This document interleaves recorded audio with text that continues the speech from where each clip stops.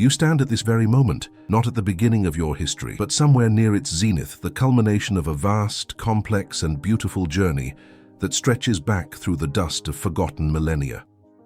To look at your life as a singular, isolated event is to misunderstand the very fabric of your eternal nature. You were not spontaneously generated in this current form. Rather, you were launched into this particular epoch carrying the immense, invisible weight of countless previous existences, an adventurer whose internal compass has been recalibrated and whose memories have been temporarily silenced. The world around you, focused intensely on the fleeting present and the shallow material, insists that this is your origin point, the starting line. But deep within the silence of your own being, you know better. That persistent, inexplicable sense of being an ancient traveler in a new, slightly bewildering land, that is the soul remembering its own deep antiquity. This physical form you inhabit, this name you answer to, this specific culture that has shaped your outward persona, these are merely the latest garments chosen by an immortal consciousness that has passed through every strata of human experience imaginable. You possess ingrained fears that utterly defy the traumas of your childhood, alongside unexpected gifts and profound wisdom that were never acquired through formal study. When you encounter certain people or places, there is sometimes a jolt, a flash of recognition that speaks of shared history, stretching far beyond the limits of your current lifespan. This discourse is not an appeal to blind faith, but an invitation to engage in a spiritual self-analysis, recognizing the subtle, powerful echoes left by your own spirit's ceaseless progression. These traces are not coincidences. They are the intentional, vital clues left by an entity that is evolving, returning, and ultimately nearing the completion of its long preparatory schooling on Earth. To comprehend your current life, you must look beyond its immediate context and embrace the grand, overarching narrative of your perpetual life. The soul, though veiled by the protective fog of forgetfulness upon incarnation, leaves myriad tiny openings through which its massive history can leak into the current conscious mind. Your life is not an empty canvas, but a heavily overlaid palimpsest, where the newest story is written atop faint yet discernible markings from every tale that preceded it. These markings often present themselves in the most innocuous, everyday sensory details. Imagine being suddenly overcome by a particular aroma, perhaps wet earth after a summer rain, or the scent of a wood fire burning, which triggers an emotional avalanche completely disproportionate to the current situation. Or consider a musical melody, heard for the first time, that brings an inexplicable tightening to your chest, a sense of profound longing or sadness for an experience you cannot rationally place. These are not instances of a hyperactive imagination. They are the soul's deepest memories, speaking in a language that bypasses intellect and goes straight to emotion. According to the deep insights granted by the spiritual world, these moments are facilitated by the perispirit, the semi-material body that serves as the energetic link between the purely spiritual soul and the physical body. The perispirit records everything, every emotion, every thought, every setting, and every experience of every single life. It is the soul's eternal ledger. When a sensory trigger in this life perfectly matches an imprint stored in the perispirit from a distant past, the veil thins and a surge of familiarity breaks through. This can manifest as an unnerving confidence when speaking a language you never learned, or a visceral reaction of comfort or dread upon encountering a specific type of landscape, architecture, or even color. These fragments are not meant to recreate the full memory of your past. Their purpose is simply to serve as confirmation. They affirm the soul's rich, continuing journey, gently reminding you that your current state of being is a synthesis of millennia of experiences, and that the deep currents of your history are always flowing just beneath the surface of the visible. These are your spirit guides, or perhaps the higher part of yourself, whispering through the senses, urging you to recognize the profound continuity of your existence. One of the most profound and necessary truths related to the journey of the spirit is the purposeful nature of oblivion, the intentional forgetting of past lives upon each new reincarnation. To the material mind, this seems like a flaw in the design. Surely, if we could recall our previous errors, we would avoid repeating them. Yet, the spiritual wisdom reveals that this forgetfulness is one of the greatest mercies granted to the progressing spirit, a foundational condition for successful moral growth. If we were to maintain full conscious memory of every past incarnation, the emotional and psychological burden would be catastrophic. Imagine the crushing weight of recalling every life where you caused harm, the profound grief of every loss, the psychological chaos of remembering multiple identities, and the crippling guilt of every mistake you committed. This recollection would paralyze the will and compromise the required objectivity for the present trial. The goal of reincarnation is not merely to catalogue past events, but to allow the spirit a fresh opportunity to progress through trials and atonements, provas et expiações. The oblivion of the past is essential because it allows the spirit to act with genuine free will in the current life, unburdened by the prejudices, resentments and debts of former identities. It allows the spirit to encounter those it previously harmed and treat them with justice and charity, without the knowledge of the past debt complicating the relationship. It permits the spirit to undertake a difficult atonement, a period of suffering to repair past errors, with courage and resignation, focusing on endurance and moral uplift, rather than the crushing question of why me. Allan Kardec's teaching highlights that though the memory is erased from the conscious mind, the lessons and acquired moral advancements are not lost. They are imprinted onto the soul's essence, forming the basis of your innate conscience, your natural inclinations toward good, and your spontaneous rejection of evil. Forgetfulness is the spiritual equivalent of a clean desk, allowing the student to concentrate entirely on the current, crucial lesson before them. The phenomenon of déjà vu, that sudden, overwhelming certainty of having already experienced the current moment, is far more than a neurological glitch or a short circuit in the brain's temporal lobes, as often suggested by material science. From a spiritual perspective, déjà vu is one of the most direct and unmistakable leaks of the perispiritual memory into the conscious awareness. It is a moment when the veil of oblivion is momentarily and spontaneously lifted, allowing the present consciousness to touch upon the vast storage of past experiences that reside in the semi-material body of the spirit. This occurs most often when the mind is relaxed, receptive, or deeply immersed in a situation that precisely mirrors a scene, conversation, or setting from a former life. The sensation is so profound, so often accompanied by a flash of deep emotion, be it a sudden, acute nostalgia, a sense of familiarity, or even fear, because it is not just a mental recognition, it is a full perispiritual resonance. The perispirit, being the mold for the physical body, contains the vibrational signature of every past life. When the current physical circumstances align, the perispirit momentarily expands, as it does during sleep or deep contemplation, and the current self perceives a shadow or echo of the past self's experience. This feeling of the sacred or the unsettling that often accompanies true déjà vu arises because it pulls the individual out of the linear perception of time and places them momentarily into the soul's reality, where time is simultaneous and the past is perpetually present.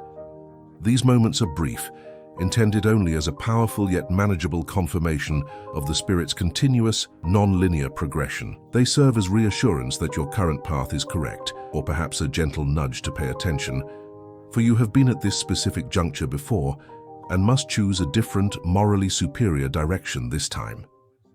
One of the most complex and beautiful mechanisms of reincarnation involves the system of soul connections, the predictable and pre-planned reassembly of spirit groups, often referred to as spirit families or affinities. When you meet an individual and feel an immediate, profound familiarity, an understanding that transcends awkward introductions and months of getting to know one another, you are likely experiencing a reunion with a companion spirit from a past life.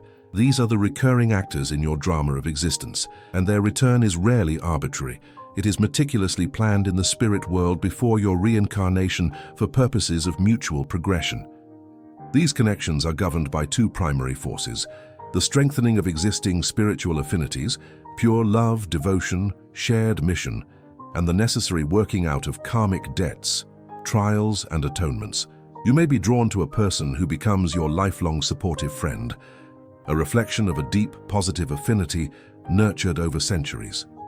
Conversely, you may encounter someone who triggers an immediate, visceral repulsion, or who enters your life only to create intense, painful conflict and suffering.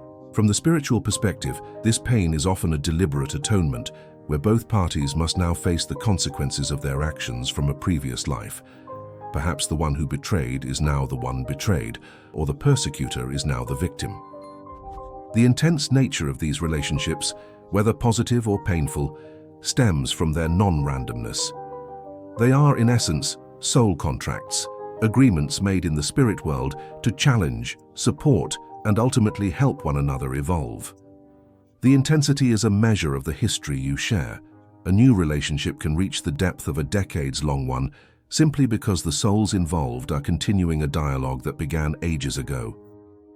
It is in the conscious management of these returning relationships, choosing charity and forgiveness over resentment and reaction, that the spirit successfully clears its slate and moves forward. We often observe human genius or innate talent, the child prodigy who plays the violin with profound expression, or the individual who exhibits an unparalleled flair for a specific craft, discipline, or language without any equivalent effort in their current life.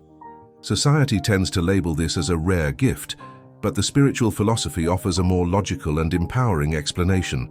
These are not gifts bestowed at random, but rather the hard-won residue of effort and labor successfully mastered in previous lives. The soul does not lose its acquired knowledge. When it reincarnates, the conscious memory of how the skill was learned is veiled, but the essential capacity, the muscle memory of the perispirit, and the ingrained intellectual pattern remain. The mastery manifests as an unquenchable attraction and an astonishing ease. When the individual encounters the tool, the instrument, or the subject matter that they excelled in previously, their spirit instantly resonates, and the acquired knowledge effortlessly flows through the newly formed physical structure. What appears to be a spontaneous, rapid learning curve is, in truth, an accelerated relearning process, the reawakening of deep-seated competence. This principle is one of the most encouraging aspects of the spirit's journey. It means that every hour you dedicate in this life to moral, intellectual, or artistic improvement is never wasted. The fruit of that labor is permanently integrated into your spiritual being, accompanying you across all future existences. Therefore, those inexplicable talents you possess, your natural knack for healing, your flair for public speaking, your ability to understand complex systems, are tangible proofs of your historical labor and the evidence that you have ascended through many levels of competence. They are the trophies of your past selves, now brought forward to serve the progression of your current self and to aid humanity. To be described as an old soul is to acknowledge a depth of moral and intellectual experience that transcends the chronological age of the body. These individuals exhibit a distinct spiritual gravity, often feeling profoundly out of step with the superficial concerns and temporary obsessions of their peer group. They are defined by their natural tendency toward quiet introspection, their preference for profound conversation over idle chatter, and an intuitive, detached perspective on human suffering and worldly events. This perspective does not come from extensive reading in this life, but from having lived through countless civilizations, having witnessed the rise and fall of empires, and having undergone virtually every conceivable human trial. In the scheme of spirit progression, the old soul represents a spirit that has passed through the more primitive and self-centered stages and is now primarily focused on moral and intellectual elevation. They have learned, through trial and error across various worlds and societies, the fundamental truths of the universe, the universality of justice, the necessity of charity, and the inescapable law of cause and effect. Their wisdom manifests as patience in the face of adversity, a deep-seated empathy for the suffering of others, for they remember similar suffering, and a natural inclination toward philosophical or religious reflection. They often find the trivialities that preoccupy others baffling because their perispiritual memory retains the lessons that truly matter. If you find yourself consistently feeling disconnected from contemporary popular culture, viewing the world's conflicts with a weariness that is not cynical but experienced, or are frequently sought out by others for guidance despite your inexperience in this life, these are strong indications that your spirit is indeed an ancient one, carrying the maturity of many cumulative existences and moving toward the higher stages of spiritual purification. The hours of sleep are far from being a period of simple physical dormancy. They represent a crucial phase of the spirit's active life and a primary mechanism for spiritual instruction and memory recall. According to the spiritual teachings, While the physical body rests, the spirit is partially emancipated. It temporarily detaches from the material shell, remaining connected only by the silver cord of the perispirit. In this state of freedom, the spirit's consciousness expands, allowing it to move beyond the limitations of the body and enter the spiritual world. These nightly voyages are the origin of your most vivid dreams. The spirit, now free, may revisit familiar environments from past lives, meeting once more with spirit friends, family, and spiritual mentors who exist in the non-physical plane. During these meetings, the spirit often receives crucial instruction, guidance regarding upcoming trials, comfort for present suffering, or, significantly, glimpses of past life memories relevant to the current life's lesson.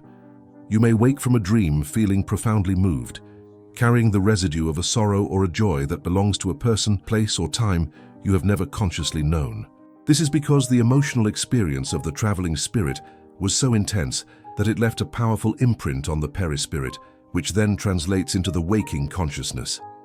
The recurring dream of a specific setting, a familiar face, or a specific conflict is often the spirit world attempting to communicate a critical, unlearned lesson from a previous existence that must now be addressed.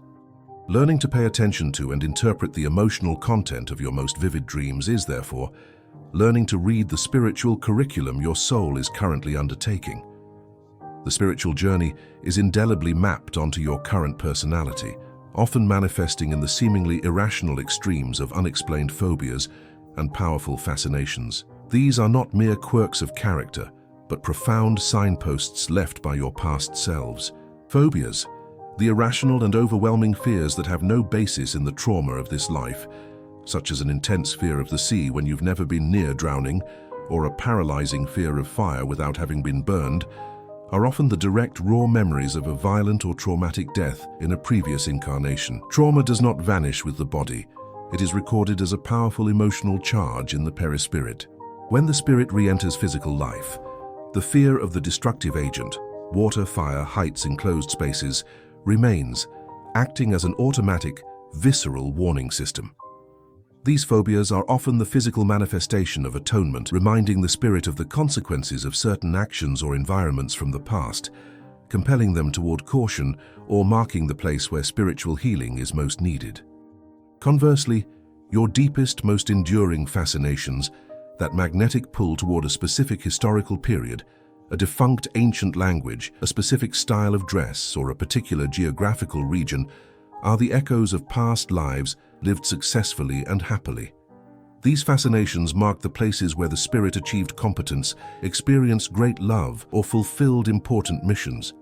They draw you back not to cause distress, but to provide comfort, stability, and a sense of purpose.